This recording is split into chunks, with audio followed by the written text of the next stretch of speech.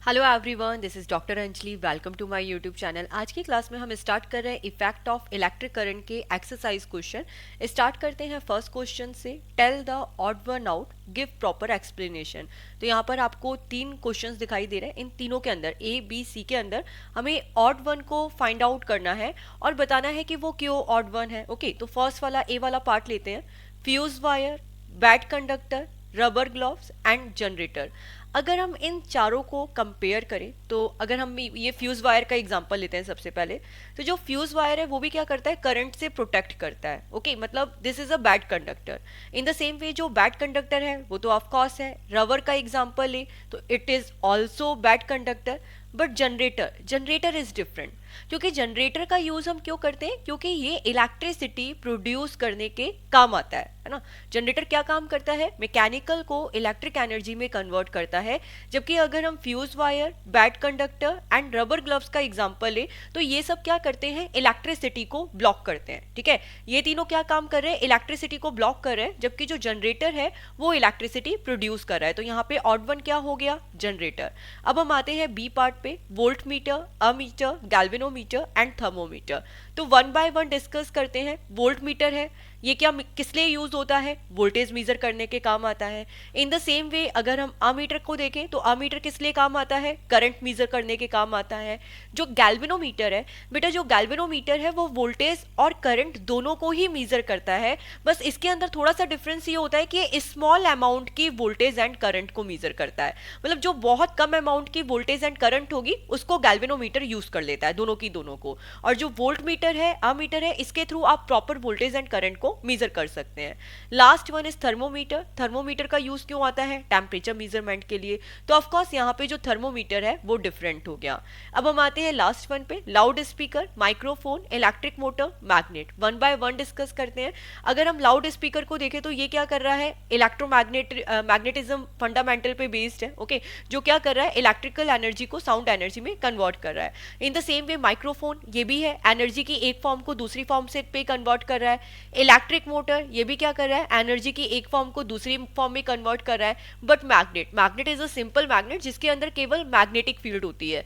जबकि loud speaker, microphone, electric motor, इसके अंदर इलेक्ट्रिक फील्ड भी होती है, मैग्नेटिक फील्ड भी होती है। तो हम ये बोल सकते हैं कि ये इलेक्ट्रोमैग्नेटिक इंडक्शन पे बेस्ड है, जहाँ पे इलेक्ट्रिक फील्ड भी है, मैग्नेटिक फील्ड भी है। बट अगर एक सिंपल सा आपने मैग्नेट लिया है तो ऑफकोर्स उसमें क्या होगी, केवल मैग्नेटिक फील्ड। तो यहाँ पे कौन सा डिफरेंट है, मैग्नेट इज डिफरेंट। अब हम आते हैं सेकंड क्वेश्चन पे। The second question is explain the construction and working of the following. तो हमें यहाँ पे electric motor and electric generator दोनों का प्रिंसिपल, कंस्ट्रक्शन, वर्किंग सब कुछ एक्सप्लेन करना है। तो बेटा जो इलेक्ट्रिक मोटर एंड जनरेटर, हमने दोनों को वीडियो अलग अलग अपलोड किया है। मैं इसका लिंक आपको वीडियो में शेयर कर दूंगी, तो वहां पे जाके आप 15-15 मिनट्स के वीडियोज है उनको डेप्थ में अच्छे से समझ सकते हैं। That is very very important question and इस क्वेश्चन के ऑफकोर्स एग्जाम्स में आने के बहुत ज्यादा चांसेस है। तो इस क्वेश्चन को आपको बहुत अच्छे से करना है। Now the third number question, electromagnetic induction means, electromagnetic induction का मतलब क्या होता है। तो ऑफकोर्स देखो, इलेक्ट्रोमैग्नेटिक इंडक्शन का मतलब क्या होता है, आप किसी भी वायर में करंट प्रोड्यूस कर सकते हो। लेकिन करंट प्रोड्यूस कैसे करते हो, अब हम यहाँ पे प्रोड्यूस की जगह इंड्यूस वर्ड यूज करेंगे। इंड्यूस का मतलब क्या होता है कि डायरेक्टली प्रोड्यूस नहीं होती है, इनडायरेक्टली प्रोड्यूस होती है। अभी इनडायरेक्टली कैसे करंट का प्रोडक्शन होता है वायर के अंदर, तो इसके लिए आपको दो चीजें चाहिए होगी, एक तो मैग्नेट और एक वायर। ठीक है, तो यहाँ पे गैल्वेनोमीटर के थ्रू हम चेक भी कर सकते हैं। अगर आपने यहाँ पे कोई कॉपर का वायर लगाया तो बेटा क्या करेंगे, हम मैग्नेट को मूव करेंगे। यहाँ पे क्या करेंगे, मैग्नेट को इस वायर के आसपास मूव करते हैं। तो मैग्नेट को जब हम वायर के आसपास मूव करेंगे तो ऑफकोर्स मैग्नेटिक फील्ड में चेंज होगा, जिसके थ्रू इस वायर में करंट प्रोड्यूस हो जाएगी। सेकंड थिंग, हम मैग्नेट को मूव नहीं करते हैं, जो ये वायर है ना, हम इसको मैग्नेट के पास में मूव करेंगे। तो कोई भी एक वायर आपने इस तरीके का क्लोज सर्किट लिया एंड इस क्लोज सर्किट को आप क्या करोगे, इस मैग्नेट के आसपास मूव करोगे, तो इससे क्या होगा, तब भी इस वायर में करंट फ्लो हो जाएगी। तो what is the meaning of it, कि एग्जैक्टली हम यहाँ पे क्या कर रहे हैं, यहाँ पे मोशन हो रहा है कॉइल और मैग्नेट के बीच में। आप किसी को भी मूव करो बट दोनों में से कोई भी वायर या मैग्नेट मोशन में होना चाहिए। तो that is the electromagnetic induction. और मोशन के थ्रू हम क्या प्रोड्यूस करते हैं, इलेक्ट्रिसिटी प्रोड्यूस करते हैं वायर में। ओके, तो now we will see the option A is charging of an electric conductor. No, it's wrong, यहाँ पे चार्जिंग प्रोसेस नहीं होता है। The B option is production of magnetic field due to current flowing through a coil. तो देखिए electromagnetic induction में बेटा हम इंड्यूस करंट इंड्यूस करते हैं, मैग्नेटिक फील्ड को प्रोड्यूस नहीं करते हैं, तो B option is also wrong. The C option is generation of a current in a coil due to relative motion between the coil and the magnet, that means C option is right, because of हम यहाँ पे क्या कर रहे हैं, coil के अंदर current generate कर रहे हैं मोशन के थ्रू। किसके बीच में मोशन हो रहा है, कॉइल एंड मैग्नेट के बीच में। Okay, the last one is motion of a coil around the axle in a electrical motor. तो ये तो बिल्कुल ही गलत कंसेप्ट है, ये इलेक्ट्रिक मोटर का कंसेप्ट आ गया, that means C option is right. The fourth one question is explain the difference AC generator and DC generator. Once again this question is very very important, also important. आपको generator की working पता होगी अच्छे से, previously अभी हमने questions देखे हैं इसके। तो बेटा देखिए जनरेटर भी दो टाइप के होते हैं, एक एसी जनरेटर और एक डीसी जनरेटर। अब दोनों का फिनोमिनन बिल्कुल सेम है, दोनों का जो प्रिंसिपल है वो बिल्कुल सेम है, बट अगेन थोड़े बहुत डिफरेंस होते हैं। अगर हम एसी जनरेटर को देखें तो हमें इस टाइप की साइकिल मिलती है। What is the meaning of it, यहां पर क्या होता है कि बेटा जो करंट की डायरेक्शन है, एज यू कैन से जो इलेक्ट्रिक करंट है वो टाइम के साथ साथ इसकी डायरेक्शन क्या हो जाती है, चेंज हो जाती है। टाइम के साथ साथ आपको करंट की डायरेक्शन चेंज होती हुई मिलेगी। जबकि डीसी के अंदर क्या होता है, डीसी के अंदर करंट बिल्कुल कांस्टेंट होती है। डीसी के अंदर आपको करंट क्या मिलेगी, कांस्टेंट मिलेगी। Now we will see the difference, ऐसा कैसे पॉसिबल हुआ। AC generator is a mechanical device that convert mechanical energy into AC electrical power. तो देखिए एसी जनरेटर में क्या है, मैकेनिकल एनर्जी किस में कन्वर्ट हो रही है, एसी के अंदर कन्वर्ट हो रही है। और डीसी जनरेटर के अंदर क्या होगा, of course mechanical energy DC electrical power में कन्वर्ट हो जाएगी। ओके, द सेकंड डिफरेंस जो अभी हमने डिस्कस किया, एसी जनरेटर में क्या होता है, जो करंट है इसकी डायरेक्शन पीरियोडिकली चेंज होती जाती है टाइम के साथ साथ, बट डीसी के अंदर हमें जो करंट है वो क्या मिलती है, कांस्टेंट मिलती है। अब द नेक्स्ट वन डिफरेंस, इसके बारे में कई बार हम डिस्कस करेंगे आगे और बहुत इंपॉर्टेंट भी है कि जो बेटा एसी जनरेटर है इसमें केवल स्लिप रिंग्स होती है। क्या होती है, स्लिप रिंग्स, इसमें कम्यूटेटर नहीं होता है। ओके, और जो डीसी जनरेटर है उसमें कम्यूटेटर होता है। अब यहाँ पे डीसी जनरेटर में हम कम्यूटेटर क्यों यूज करते हैं, ताकि आपको करंट ना एक ही डायरेक्शन में मिले। डीसी में करंट एक ही डायरेक्शन में चाहिए होती है ना, कांस्टेंट, तो इसके लिए हमें कम्यूटेटर यूज करना पड़ता है। क्योंकि एसी के अंदर हम क्या यूज करते हैं, स्लिप रिंग्स और कम्यूटेटर दोनों यूज करते हैं। ओके, तो कम्यूटेटर का यूज यहाँ पे क्यों हो रहा है,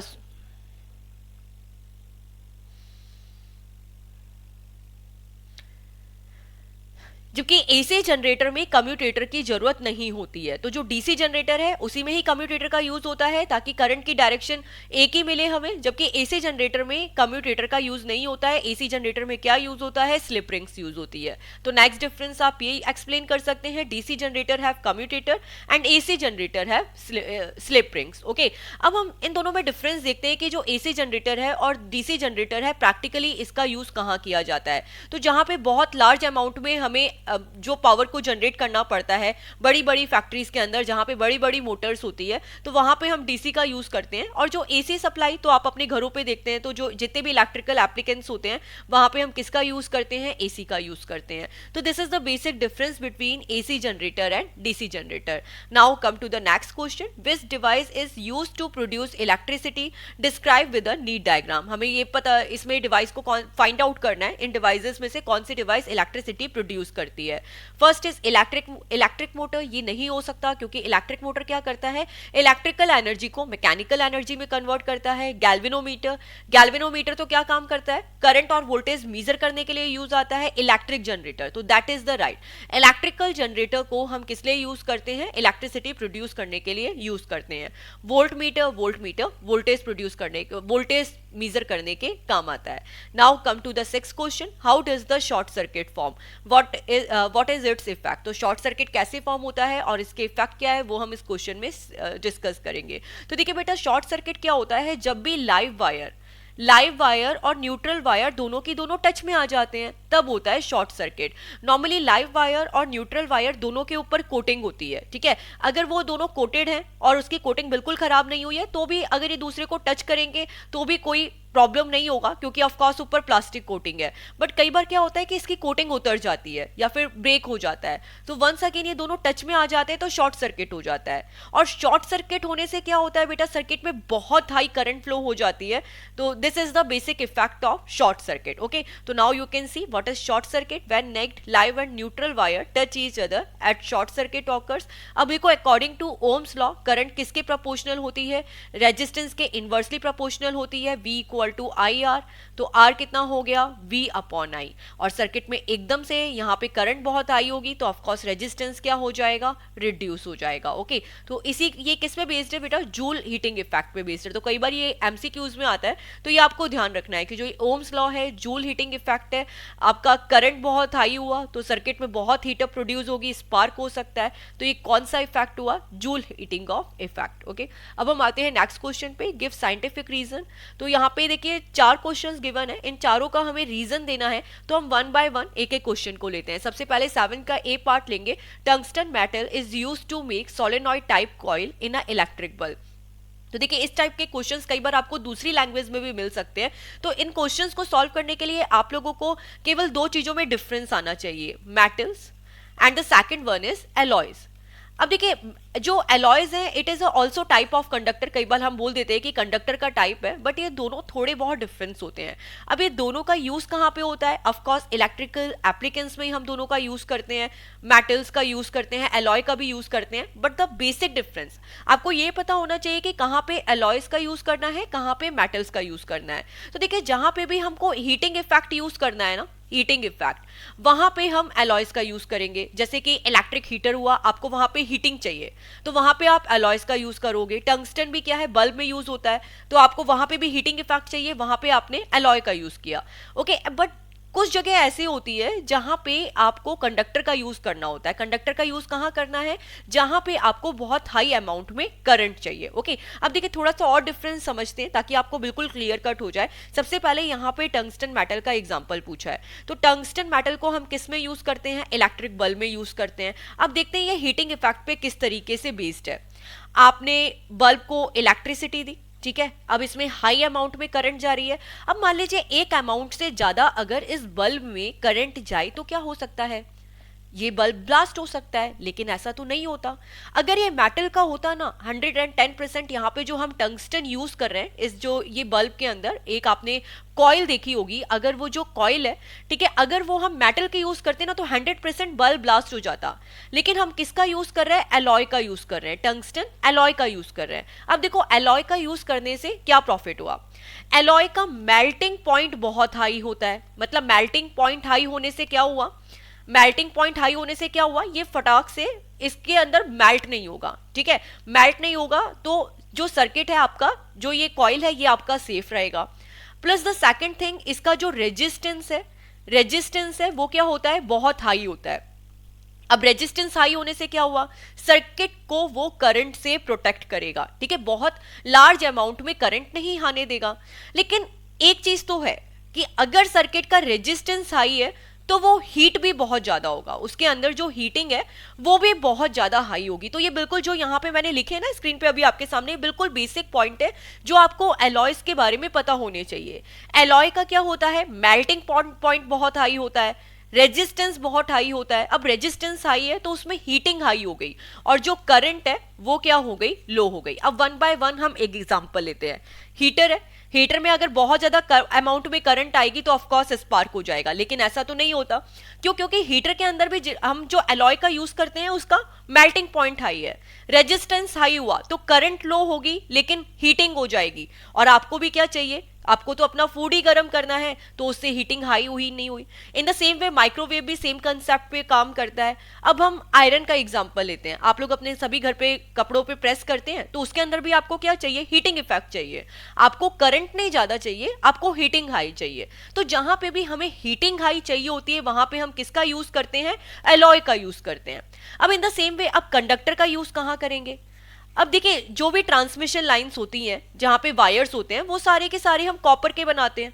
कॉपर क्या है, कंडक्टर है, क्योंकि हमें वहां पे क्या चाहिए, करंट हाई चाहिए, क्या चाहिए, करंट हाई चाहिए, वहां पे हमें हीटिंग इफेक्ट नहीं चाहिए, रेजिस्टेंस नहीं चाहिए। तो जहां पे आपको करंट हाई चाहिए होती है वहां पे हम कंडक्टर का यूज करते हैं, और जहां पर आपको हीटिंग हाई चाहिए होती है वहां पे हम एलॉयज का यूज करते हैं। कंसेप्ट बताना आपको बहुत जरूरी था, अदरवाइज क्वेश्चन को मैं डायरेक्टली भी बता सकती थी। तो यहाँ पे हमने टंगस्टन मेटल का यूज क्यों किया बल्ब में, बिकॉज ऑफ टंगस्टन का मेल्टिंग पॉइंट क्या होता है, बहुत हाई होता है, कितना होता है, 3380 डिग्री सेल्सियस। ओके, अब जैसे ही बल्ब क्लो होगा बहुत लार्ज अमाउंट में हीट जनरेट होगी। अभी लार्ज अमाउंट में हीट क्यों जनरेट हो रही है, क्योंकि इसका टेम्परेचर बहुत हाई हो गया है, करंट बहुत लो है, रेजिस्टेंस बहुत हाई है, तो इसीलिए क्या करता है, ये बहुत लार्ज अमाउंट, ह्यूज अमाउंट की जो हीट है वो रेजिस्ट कर सकता है। ठीक है, तो इसलिए टंगस्टन मेटल का यूज किया जाता है। अब हम आते हैं नेक्स्ट क्वेश्चन पे। In the electric equipments producing heat, iron, electric heater, boiler, toaster and alloy such and nichrome is use, not pure metal. तो देखिए ये क्वेश्चन भी केवल पहले वाले पार्ट से ही रिलेटेड, जो मैंने अभी आप लोगों को एक्सप्लेन किया। जितनी भी हीटिंग डिवाइसेज होती है, जितनी भी हीटिंग डिवाइसेज होती है वहां पे हम निक्रोम का यूज करते हैं, एलॉय का यूज करते हैं, प्योर मेटल्स का यूज नहीं करते। क्यों, क्योंकि जो रेजिस्टिविटी है वो प्योर मेटल की कंपैरेटिवली क्या होती है, बहुत हाई होती है, और जो मेल्टिंग पॉइंट है वो भी बहुत हाई होता है। एंड थर्ड पॉइंट पे आप लिख सकते हैं कि जो करंट है वो लो होती है, एंड इसके थ्रू आपको क्या मिल जाता है, यहाँ पे हीटिंग मिल जाती है, हीटिंग इफेक्ट भी क्या मिल जाता है, हाई मिल जाता है। तो यही चारों चीजें चाहिए। तो ये चारों पॉइंट अगर आपको एक्सप्लेन कर देते हैं तो ये क्लियर कट, आप इस टाइप का जितना भी क्वेश्चन होगा तो आपका आंसर गलत नहीं होगा। अब हम आते हैं नेक्स्ट क्वेश्चन पे। For electric power transmission copper and aluminium wire is use. तो देखिए once again this is the again same kind of question कि जो इलेक्ट्रिकल पावर ट्रांसमिशन लाइन है वहां पे कॉपर और एल्यूमिनियम वायर का यूज किया जाता है। क्यों यूज किया जाता है, क्योंकि बेटा कॉपर और जो एल्यूमिनियम है उसमें क्या होगा, यहाँ पे आपको क्या चाहिए, आपको चाहिए high current, high current transmission. तो हाई करंट ट्रांसमिशन के लिए हम क्या यूज करते हैं, मेटल्स का यूज करते हैं, और जो कॉपर एंड एल्यूमिनियम है वो भी क्या है, मेटल है। तो वंस अगेन आपको क्या चाहिए, हाई करंट, और आपको रेजिस्टेंस क्या चाहिए, लो रेजिस्टेंस। तो दोनों की दोनों चीजें यहाँ पे फॉलो हो रही हैं, इसीलिए हम मेटल्स का, कॉपर एंड एल्यूमिनियम वायर का यूज करते हैं। अब हम आते हैं डी पार्ट पे। In practice the unit kilo watt hour, ये जो KWH है इसका क्या मतलब है, kilo watt hour is used for the measurement of electrical energy. Electrical measurement के लिए हम किसका यूज करते हैं, KWH यूनिट्स का यूज करते हैं रेदर देन जूल। अब देखिए अगर हम इन दोनों को देखें, चाहे जूल को देखें चाहे किलो वॉट आवर को देने, ये दोनों किसकी यूनिट है, ये एनर्जी मेजर करती हैं, पावर मेजर करती है। ओके, दोनों की दोनों को एनर्जी मेजरमेंट के लिए हम इसको यूज करते हैं। Okay, but the thing is आपको जूल किधर यूज करना है, किलोवाट आवर क्यों किधर यूज करना है, इसमें डिफरेंस क्लियर होना चाहिए। तो देखिए बेटा जो जूल होता है और सबसे पहले KWH होता है, इसमें हम रिलेशन देखते हैं। तो देखिए 1 KWH में 1 किलोवाट आवर में कितने जूल होते हैं, 3.6 इंटू 10⁶ जूल। ठीक है, ये आपको रिलेशन याद रखना है। 1 किलो वॉट आवर में कितने जूल होते हैं, 3.6 इंटू 10⁶ जूल। तो अब आपको यहाँ पर क्लियर कट पता चल रहा है कि जो किलो वॉट आवर है ये बहुत बड़ी यूनिट है कंपैरेटिवली जूल के। किलो वॉट आवर बड़ा हो गया ना जूल की कंपैरेटिवली, क्योंकि इसकी वैल्यू क्या है, 3.6 इंटू 10⁶। अब देखो बेटा होता क्या है कि जितने भी, अगर आप घर में देखेंगे, अपने घर पे जो मीटर्स लगे हुए होते हैं जहां पे हम एनर्जी मीजर करते हैं, ठीक है, आपने कितनी पावर कंज्यूम की है मीजर करते हो, तो वहां पे किलोवाट आवर में मीजर करते हैं। द रीजन इज, अब देखिए आप लोग अगर मार्केट जाएंगे 600-700 रुपए का सामान लेने, तो आप कॉइन्स तो नहीं लेके जाओगे, एक एक रुपए के कॉइन, आप 100 रुपीज के 5 नोट्स लेके जाओगे, या फिर 500 रुपीज का नोट लेके जाओगे, कॉइन्स थोड़ी ना संभालोगे।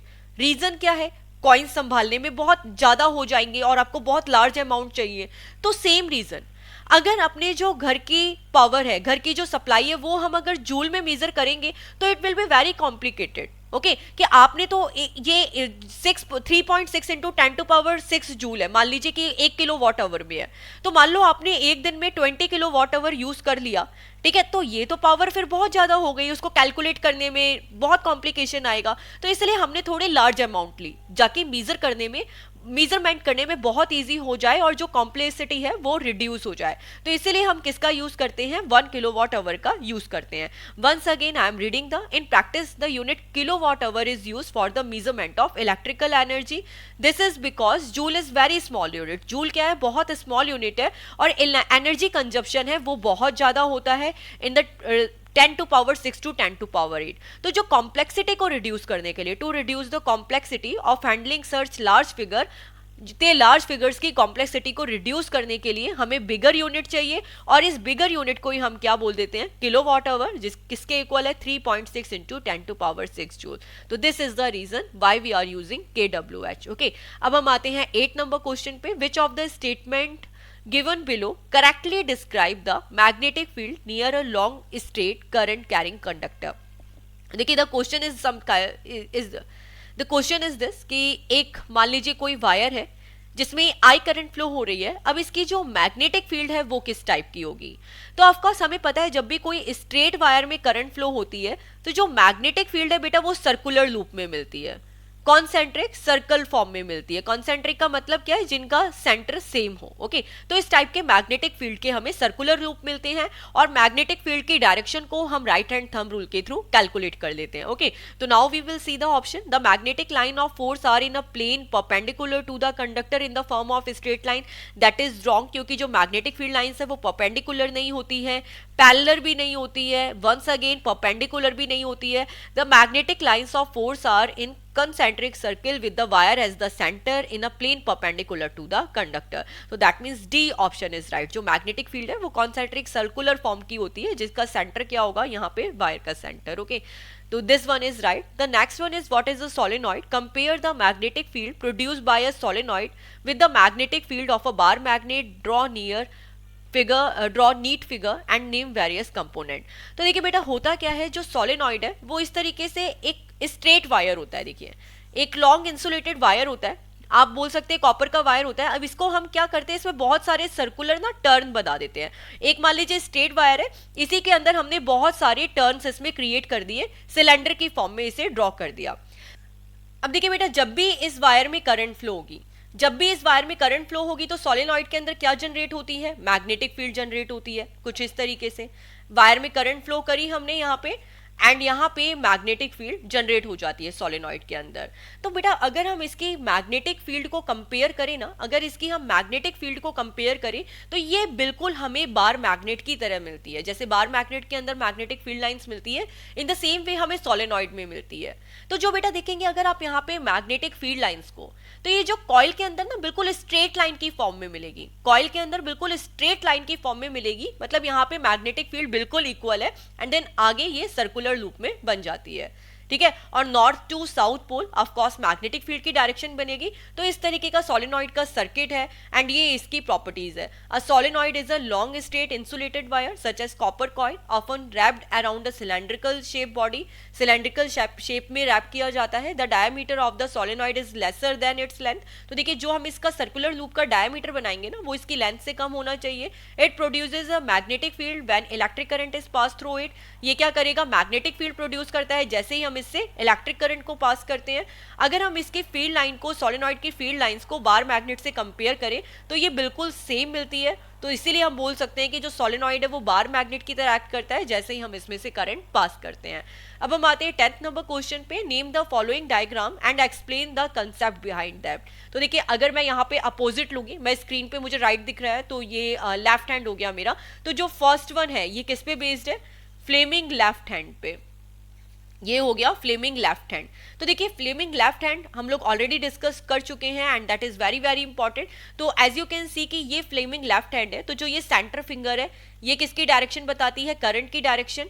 एंड ये जो फर्स्ट फिंगर है ये किसकी डायरेक्शन बताती है, मैग्नेटिक फील्ड की डायरेक्शन। एंड जो थंब है ये किसकी डायरेक्शन को बताता है कि इस पे फोर्स किस डायरेक्शन पे लग रहा है। ओके, तो जो फ्लेमिंग लेफ्ट हैंड रूल है इसका यूज क्यों करते हैं हम, to finding the direction of magnetic force when a current carrying conductor is placed in magnetic field. Okay, अगर किसी वायर में करंट फ्लो हो रही है और अगर हम उसे मैग्नेटिक फील्ड के बीच में रख देंगे या मैग्नेटिक फील्ड में रखेंगे तो उस पर क्या लगेगा, एक फोर्स क्रिएट होगा। अब उस फोर्स की डायरेक्शन को फाइंड आउट करने के लिए ही हम फ्लेमिंग लेफ्ट हैंड रूल का यूज करते हैं। अब यहाँ पे फोर्स, करंट का डायरेक्शन और मैग्नेटिक फील्ड का डायरेक्शन तीनों परपेंडिकुलर होते हैं। हमें जो अपना हैंड है वो इसको इसी तरीके से सेट करना है।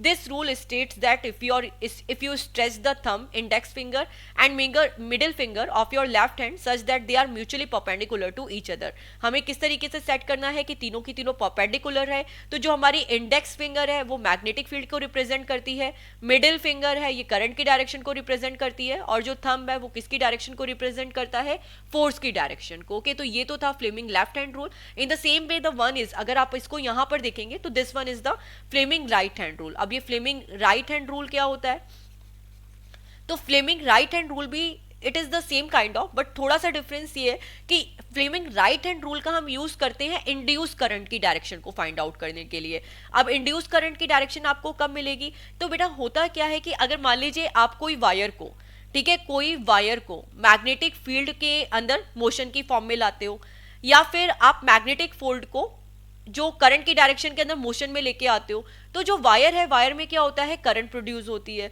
ये जो इंड्यूस करंट की डायरेक्शन को ही फाइंड आउट करने के लिए हम राइट हैंड का यूज करते हैं। ओके, तो नाउ यू कैन से जो फ्लेमिंग राइट हैंड रूल है इसका यूज क्यों करते हैं, इंड्यूस करंट की डायरेक्शन को फाइंड आउट करने के लिए, अगर आपने मैग्नेटिक फील्ड में कोई कंडक्टर का मोशन किया। ओके, अब किस तरीके से फाइंड आउट करेंगे, हम अपने थंब, इंडेक्स फिंगर और मिडिल फिंगर को इस तरीके से सेट करेंगे कि वो परपेंडिकुलर है। तो अगेन इसमें जो ये आपकी मिडिल फिंगर है ये किसकी डायरेक्शन को बताती है, करंट की डायरेक्शन को, फर्स्ट फिंगर मैग्नेटिक फील्ड की डायरेक्शन को, और जो ये थंब है ये बताता है इंड्यूस करंट की डायरेक्शन को। तो दोनों में डिफरेंस है। जो लेफ्ट हैंड रूल है, लेफ्ट हैंड के थ्रू हम फोर्स की डायरेक्शन को फाइंड आउट करते हैं, और राइट हैंड रूल के थ्रू हम इंड्यूस करंट की डायरेक्शन को फाइंड आउट करते हैं। Now the next question is identify the figure and explain the use. हमें ये फिगर्स को आइडेंटिफाई करना है एंड इसका यूज बताना है। तो एज यू कैन सी जो फर्स्ट फिगर है ये किसका है, फ्यूज का है। सेकंड फिगर है ये एमसीबी का है, ठीक है, मिनिएचर सर्किट ब्रेकर। एंड जो थर्ड वन है, तो देखो थर्ड वन बच्चे कई बार कंफ्यूज होते हैं electric motor and electric generator में। तो ये कैसे पता चलेगा कि वो जनरेटर है या फिर मोटर है, तो देखो मोटर के अंदर ना बैटरी लगी होती है क्योंकि हमें उसमें इलेक्ट्रिक करंट देनी होती है। मोटर के अंदर इलेक्ट्रिकल को मैकेनिकल में कन्वर्ट करते हैं, बट यहाँ पे कहीं बैटरी है, यहाँ पे इलेक्ट्रिक करंट मिल रही है, नहीं मिल रही है। अमीटर लगाया है जिसके थ्रू हम करंट को मीजर करते हैं। तो मतलब हम मैकेनिकल एनर्जी दोगे, मैकेनिकल के थ्रू हम इसे इलेक्ट्रिकल में कन्वर्ट करेंगे। तो ये किसका फिगर है, जनरेटर का फिगर है, क्योंकि जनरेटर यही काम करता है। अब वन बाय वन इनका यूज डिस्कस करते हैं। फ्यूज का यूज क्यों होता है बेटा, कि अगर मान लीजिए कोई सर्किट में जो करंट है वो एक्सीड हो जाए उसकी रेटिंग से, मान लीजिए 5 एम्पियर की सर्किट में करंट होनी चाहिए बट वो उस करंट को एक्सीड कर देता है, तो फ्यूज क्या करता है, उसी समय मेल्ट हो जाता है एंड देन सर्किट को ब्रेक कर देता है। ओके, करंट स्टॉप हो जाती है और इस तरीके से आपका सर्किट डैमेज होने से प्रोटेक्ट हो जाता है।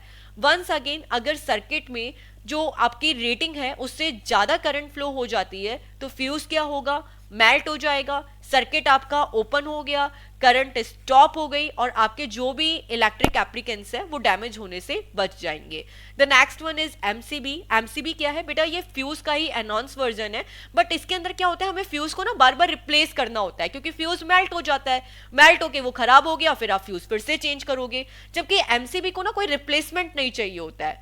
एमसीबी क्या होती है, फॉल डाउन हो जाती है। अगर आपने घर पे भी देखा होगा, कई बार लाइट गई है तो आप अपने घर में देखते हो कि जो एमसीबी है वो फॉल डाउन हो गई एंड देन आप उसको फिर से ऑन कर देते हो। Okay, and MCB is a device which function as a fuse, तो वो फ्यूज की तरह ही यूज होती है बट उसको रिप्लेसमेंट नहीं चाहिए। ठीक है, जब भी बहुत लार्ज अमाउंट में करंट आएगी एमसीबी फॉल डाउन हो जाएगी और जैसे ही फॉल्ट खत्म हो जाता है आप एमसीबी को रीसेट कर सकते हैं। The next one is generator. Generator क्या काम करता है, इलेक्ट्रिसिटी जनरेट करता है मैकेनिकल एनर्जी से। मैकेनिकल एनर्जी कैसे मिलती है, आप क्या करेंगे, जो यहाँ पर एक वायर लगा है, ठीक है, ये जो कॉपर वायर है इसे रोटेट करते हैं, इसे रोटेट करते हैं मैग्नेटिक फील्ड में, तो इस तरीके से क्या होता है, मैकेनिकल एनर्जी इलेक्ट्रिकल एनर्जी में कन्वर्ट हो जाती है।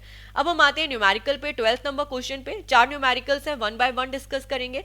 The first one is heat energy is being produced in a resistance in a circuit at a rate of 100 what. तो मतलब पावर कितनी है, 100 वॉट है। करंट कितना दे रखा है, the current of 3 ampere is flowing in the circuit, current 3 ampere है, what must be the value of resistance, और हमें फाइंड आउट क्या करना है, रेजिस्टेंस की वैल्यू। तो बेटा देखिए इस टाइप के न्यूमेरिकल को सॉल्व करने के लिए आपके पास केवल 3-4 फॉर्मूले हैं, ऑफकोर्स इसी में होगा। तो देखिए नॉर्मली हमें पता है पावर का फॉर्मूला क्या होता है, वोल्टेज इंटू करंट, बट अब हमारे पास केवल करंट है, ठीक है, वोल्टेज नहीं है, और हमें रेजिस्टेंस को कैलकुलेट करना है। तो जो ये वोल्टेज है, वोल्टेज को रेजिस्टेंस की फॉर्म में लिख देते हैं, V इक्वल क्या होता है, IR, तो इसको लिख दिया IR, तो P कितना हो गया, I स्क्वायर R, ठीक है, यहां से हमने पावर का फॉर्मूला कैलकुलेट कर लिया, I स्क्वायर R। अब आपके पास पावर भी है, करंट भी है, रेजिस्टेंस आप कैलकुलेट कर सकते हैं। R कितना हो गया बेटा, P अपॉन I स्क्वायर, ये देखिए R, ये I स्क्वायर नीचे डिवाइड में गया, पावर पुटअप किया 100 वॉट, आई कितना है 3 एम्पियर, 3 का स्क्वायर कितना हो गया 9, आपको कितना मिला 100/9, आप इसको सॉल्व करें, ये आपको कितना रेजिस्टेंस मिलेगा 11.1 ओम। अब हम आते हैं बी क्वेश्चन पे, 2 tungsten bulb of what 160 what, power work on 220 potential difference. अब आपको ये बताया हुआ है कि 2 टंगस्टन बल्ब है, एक का पावर 100 वॉट है, दूसरे का पावर 60 वॉट है, और दोनों के अंदर हमने वोल्टेज सेम दिया है 220 volt. If they are connected in parallel, how much current will flow in the main conductor. अब एग्जैक्टली इसमें ये बोला हुआ है कि अगर आपने दोनों को पैरेलल में कनेक्ट कर दिया तो सर्किट में कितनी करंट फ्लो होगी, तो हम दोनों की इंडिविजुअल करंट निकाल लेते हैं और दोनों करंट को ऐड कर देते हैं।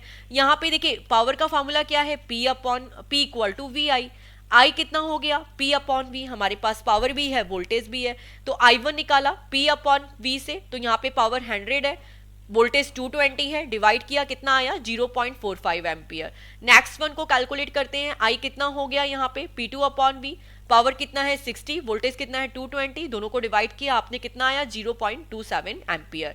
अब पैरेलल में है तो ऑफकोर्स पैरेलल में है, दोनों करंट को ऐड कर देंगे, तो 0.45 प्लस 0.27 एम्पियर को आपने ऐड किया, आपको ओवरऑल करंट कितनी मिल गई 0.72 एम्पियर। अब हम आते हैं सी को नंबर क्वेश्चन पे, who will spend more electrical energy 500 what TV set in 30 minute. तो देखिए आपको पावर गिवन है, टाइम गिवन है 30 मिनट्स का, एंड नेक्स्ट वन गिवन है कि कोई हीटर है उसके अंदर पावर कितनी है 600 वॉट है और टाइम कितना ले रही है 26 सेकंड। अब इनमें से कौन सा इलेक्ट्रिकल एनर्जी ज्यादा कंज्यूम कर रहा है। अब देखिए इलेक्ट्रिकल एनर्जी का फॉर्मूला ही क्या होता है, पावर इनटू टाइम। हम थ्योरी में बहुत अच्छे से पढ़ चुके हैं। एनर्जी का फॉर्मूला कितना है, पावर इनटू टाइम। हमने एनर्जी का फॉर्मूला लिखा, पावर को मल्टीप्लाई किया 500 इंटू 30 15,000 वॉट मिनट। अब देखिए यहाँ पे मिनट में क्यों लिया है, क्योंकि ये मिनट्स में दे रखा है, तो आप चाहे तो आवर में भी कन्वर्ट कर सकते हैं, बट वंस अगेन हमारा आंसर तो आ ही जाएगा, है ना, तो हमें मिल जाएगा, तो हम यहाँ पे आवर में कन्वर्ट नहीं कर रहे हैं। यहाँ पे कितना गिवन है 600 वॉट इन 20 मिनट, तो once again power into time, तो 600 इंटू 20 कितना हुआ 12,000 वॉट आवर, सॉरी मिनट, ठीक है 12,000 वॉट मिनट। तो ये आपका आंसर आ गया। आप यहाँ पे इसको किलो वॉट आवर में भी कन्वर्ट कर सकते हैं, बट अगेन यहाँ पे पता चल रहा है, देखिए 12,000 वॉट मिनट ज्यादा है, 15,000 वॉट मिनट ज्यादा है, तो 15,000 वॉट मिनट ऑफकोर्स ज्यादा है। ये किसका है, टीवी सेट का है। तो जो टीवी सेट है वो क्या करेगा, ज्यादा इलेक्ट्रिकल एनर्जी कंज्यूम करेगा कंपैरेटिवली हीटर के। अब हम आते हैं नेक्स्ट क्वेश्चन पे, an electrical iron of 1100 watt is operated for 2 hour daily. एक इलेक्ट्रिक आयरन है जिसकी पावर कितनी है 1100 वॉट है, इसको हम कितने आवर तक ऑपरेट करते हैं 2 आवर्स तक ऑपरेट करते हैं। What will be the electrical consumption expense for that in a month. यहाँ पर इलेक्ट्रिकल कंजप्शन एक मंथ में कितना होगा, अप्रैल के मंथ में, ओके। तो अब यहाँ पे देखो हमें जो हीट है या एनर्जी है दोनों का फॉर्मूला सेम है, पावर इनटू टाइम, ओके, यही फॉर्मूला है पावर इनटू टाइम। तो पावर हमें गिवन है, बट अब हमें यहाँ पे टाइम निकालना है। अब देखो आगे ये गिवन है कि जो ये है वो 2 आवर्स डेली करता है, तो भाई हमने पावर इनटू टाइम निकाल लिया, 1100 मल्टीप्लाई बाय 2 कितना हो गया 2200 वॉट आवर, ये डेली का निकाल लिया। बट हमें किसका चाहिए, अप्रैल मंथ का चाहिए। तो जो अप्रैल मंथ का है, अप्रैल मंथ का है कितना होगा 30 डेज का होगा, ठीक है, अप्रैल मंथ में 30 डेज होते हैं। तो हमने क्या किया, इस 2200 को 30 से मल्टीप्लाई कर दिया। आप डायरेक्टली भी निकाल सकते थे, जैसे हमने यहाँ पे अलग अलग निकाला है ना, तो आप 2 को पहले ही 30 से मल्टीप्लाई कर देते, तो ये हो जाता 60 आवर, एंड आप हीट निकाल देते पावर इनटू टाइम। तो वंस अगेन आप पावर को 1100 वॉट को टाइम से मल्टीप्लाई करते 60 से, तो भी आपको कितना मिलता, 66,000 मिलता। तो आप किसी भी तरीके से सॉल्व कर सकते थे। बट जो इलेक्ट्रिकल एनर्जी है वो हम किस में मेजर करते हैं, किलो वॉट आवर में, और ये किस में है, वॉट में है। तो किलो वॉट आवर में कन्वर्ट करने के लिए हमने 1000 का डिवाइड कर दिया, तो हमें कितना मिला, 66 किलो वॉट आवर। तो बेसिकली हीटिंग इफेक्ट कितना आया, 66 किलो वॉट आवर। अब देखिए 1 किलो वॉट आवर में, एक आवर में हम कितना पावर यूज कर रहे हैं, 66 किलोवाट का। तो यहाँ पर एक जो एनर्जी का चार्ज है, पर यूनिट एनर्जी का चार्ज है 5 रुपीज आता है। हमने 66 किलोवाट आवर यूज किया है, तो 66 इंटू 5 कितना हो गया, 330 रुपीज। तो इस तरीके से हमें इस क्वेश्चन को सॉल्व करना है। तो बेटा आज की क्लास में हमने चैप्टर के सारे जो क्वेश्चन है, एक्सरसाइज क्वेश्चन फिनिश किए। मिलते हैं नेक्स्ट लेक्चर में, नेक्स्ट वीडियो के साथ, नेक्स्ट चैप्टर के साथ। Thanks for watching guys and please click to subscribe. Bye all.